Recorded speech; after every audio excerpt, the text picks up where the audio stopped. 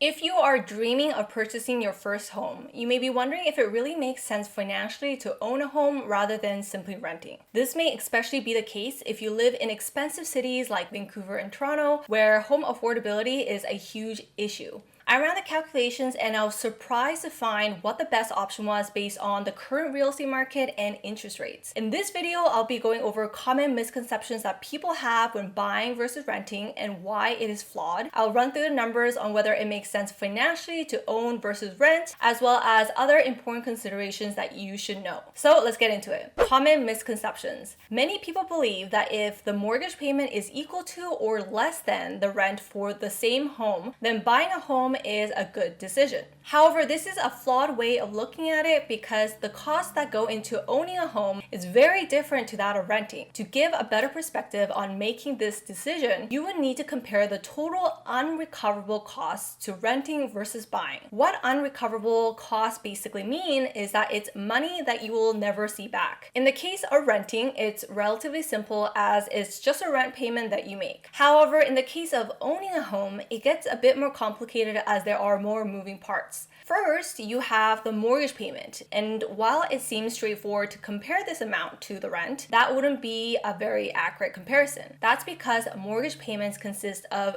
two components, interest and principal. While the interest that you pay the bank is unrecoverable since it's a cost of borrowing money, the principal payments are recoverable when you sell your home for equal to or greater than your purchase price. Second, other costs of home ownership go under the radar but can add up very quickly. These costs are property taxes, strata fees, and or maintenance costs, which are all unrecoverable. Third, there is also the cost of capital. As you know, owning a home is expensive, so you would need to save up for a deposit on the home, which is your equity, and then you would also need a mortgage to cover the remainder of the purchase price, your debt. Just as there is cost of debt, which is the interest that you pay, there is also the cost of equity, the deposit that you saved up that you chose to invest in real estate instead of some other investments like stocks. So now that you know the types of unrecoverable costs you should consider when renting versus buying, let's see for ourselves how the numbers work out. Is it really better to own versus rent? Before we jump into the calculations, we need to make some assumptions. Let's say that the purchase price of a condo that you're looking at is $500,000 even. I know that this doesn't get you much in expensive cities like Vancouver and Toronto, but for simplicity's sake, let's roll with it. And I actually found something that fits our budget of $500,000, a 422 square feet apartment in downtown Vancouver to use for our example. The property taxes for this particular condo was $1,338 and strata fees are $299 per month. We also need to have an assumption on the mortgage interest rate. Based on Rate Hub, it appears that there is a range, but let's use the average of 5% on a 5-year fixed rate. Of course, this really depends on your credit score, income, your deposit saved, but let's go with 5% to keep things simple. Now for rent, I found examples for similar units in the same building that goes for around $2,000 a month on average. Now we need to know the cost of our capital. According to this article on Canada Real Estate Statistics, the Canadian housing market averaged a 6.11% yearly appreciation over the past 15 years. This is very high when you compare it to the global real estate rate of returns or even the US real estate market for that matter. And you can see the difference in appreciation between Canada and US in this chart here. Canada's real estate market had a very good run. However, whether this rate of appreciation is sustainable and whether it would hold true in the current high interest rate market is unknown. But for the sake of our calculations, let's be conservative and use half of the rate of return of 6.11% and assume going forward that the rate of Canada's real estate market will be 3% on average. And to compare, we will say the rate of return on stocks, or more specifically, the good old S&P 500 had a return on investment of 9.33% per year for the past 15 years. Going forward, let's assume a rate of return of 9% on average. Now that we have all the assumptions, let's jump into two scenarios that we'll be using for our calculations. Scenario 1 is the cost of renting versus buying in the first year alone, and then scenario 2 is the cost of renting versus buying after 5 years.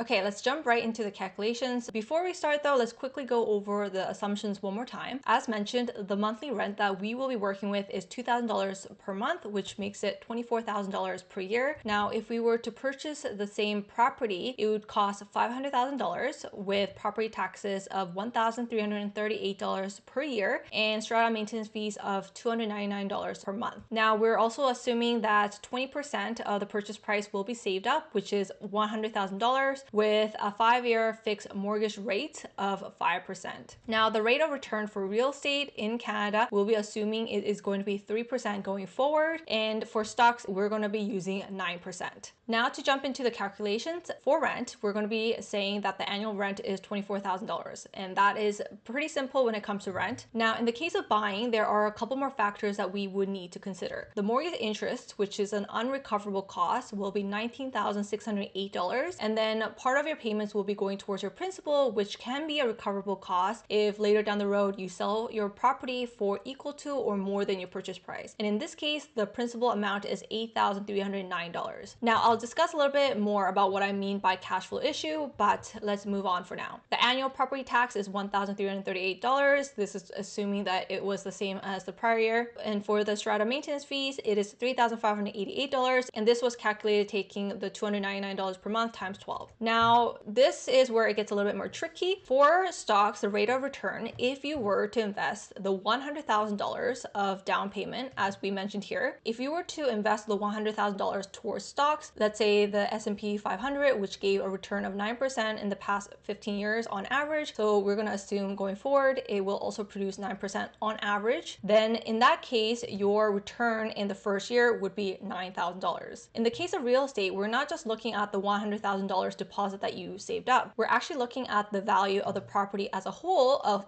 $500,000. And in this case, we said that the appreciation of real estate in Canada would be 3% annually on average. And for the return on real estate, it would be 3% times $500,000. And so this is where leverage really kicks in, because even if you put down $100,000, the return that you get is on the full $500,000. And so initially, while it may seem that stocks give you a better return, but because of the purchase price of your home is greater, the actual return is calculated to be higher. And in this case, the return that you get on $100,000 invested in stocks at 9% is $9,000, and 3% appreciation on the value of a $500,000 home is going to be $15,000. And so the difference between the two is $6,000. And in this case, you can see that it's a negative value, meaning that it's not really a cost per se, but it actually reduces your overall cost because you are netting out greater through your real estate property than investing in stocks. And I will touch a little bit more about this in just a bit as we finish our calculations. So there are 3 different costs that I put down here, and it might be a little bit confusing, but I will be walking you through it. So when we're comparing purely from a cash flow perspective, we see that in this case, the cash flow in rent is actually a lot less than buying. And the reason being is because of the principal amount, which brings up your total payments that go out every month as a higher amount. And so you can see here that in order to buy the same property, you would actually need to pay out additional $8,843 in cash to upkeep this property. Now, that being said, the principal payment is actually a recoverable cost that you will eventually see back when you sell your property, considering that you sell your property at equal to or greater than the purchase price. In this case, rent stays the same, and for buying, the unrecoverable cost is a lot lower because we remove the principal as a recoverable cost. And in this case, it is still slightly better to rent than to buy.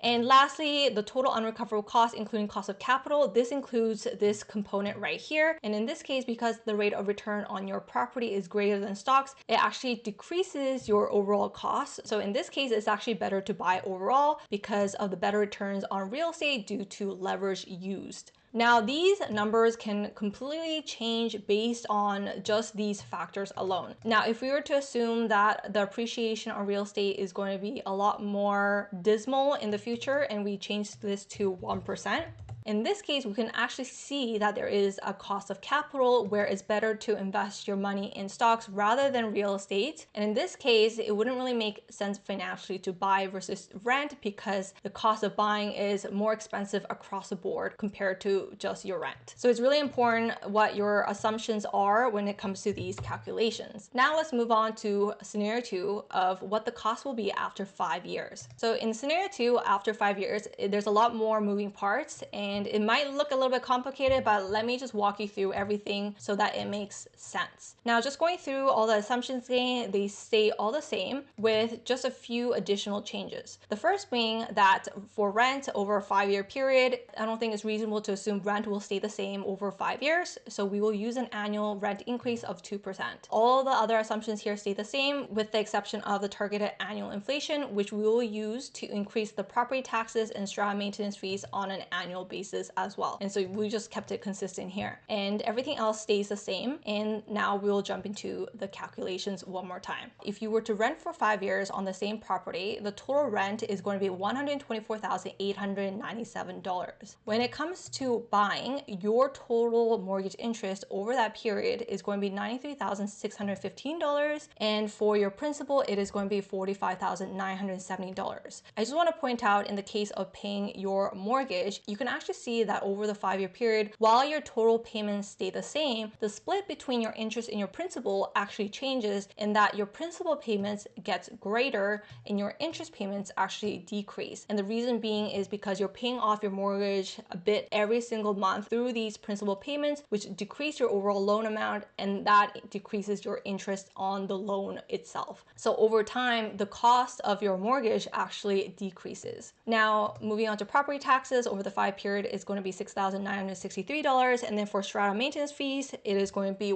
$18,672. Now, moving on to stocks, the rate of return is going to be $41,158, and this is considering that your rate of return is 9% compounded every single year. And then your real estate rate of return is going to be $62,754.41. In this case, we are assuming that the rate of return is 3% in Canada. Now, keep in mind that these rate of returns are nominal amounts, so they do not take into consideration inflation, so they are not net of inflation, but for the sake of simplicity, let's work with these numbers. So similar to scenario 1, we could actually see that the benefit of owning real estate is going to be greater than investing that money in the stock market, and the reason being is because you're using leverage, and so the rate of return is on the full $500,000 of the real estate property that you purchase compared to the $100,000, the deposit that you would have invested towards the stock market. And we will go over the 3 different costs one more time. Now, the total cash outflow is going to be greater when it comes to buying because of the principal payments that are going out every single month. And over the 5-year period, that adds up to $40,323. So that is something to consider if you don't have the cash to cover both your interest and your principal. Now, the total unrecoverable costs, because at the end of the day, you will be getting back your principal when you sell your property. And so in this case, it is actually better to buy than to rent. And there is a savings of $5,647. Now, lastly, if we were to also include the cost of capital, because you get a better return on the real estate property, the cost actually comes down quite a bit and is actually better to buy, and you actually end up saving $27,243.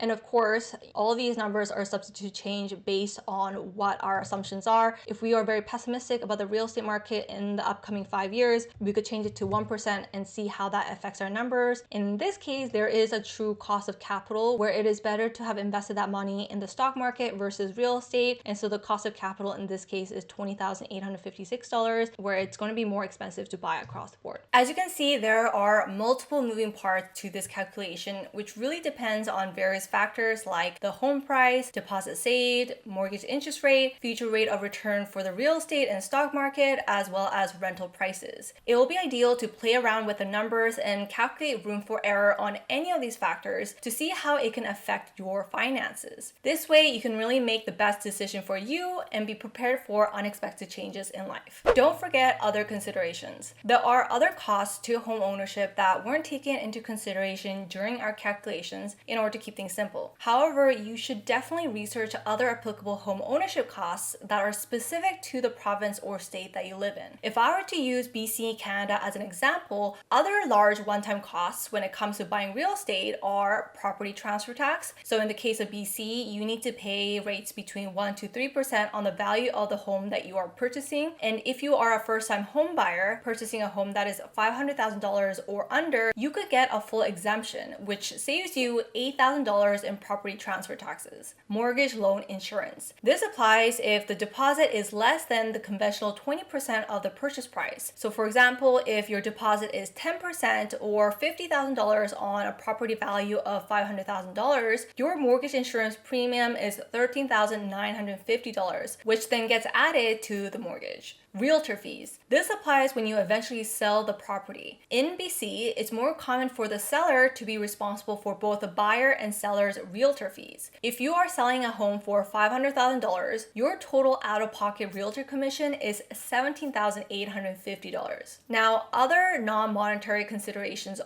is home ownership right for you? Are you committed to one place compared to renting where you have the freedom to move to different cities after your lease is up and not be tied down to one specific location? Conversely, home ownership provides stability. In the case of renting, you may be forced to move out when you don't want to, when you are given notice by your landlord. You also have the flexibility to do whatever you like with your own space and invest it in renovating your own property, which you can't necessarily do when you're renting. There is also risk involved with home ownership, as a large part of your net worth might be tied up in one asset class. So be mentally and financially prepared for corrections in the real estate market and the responsibilities that come with home ownership. If there are any other considerations I missed, make sure to comment down below. And if you are also on the market for a new car, check out my video here on whether you should buy, lease, or finance. Thanks so much for watching, and I'll see you in my next one. Bye!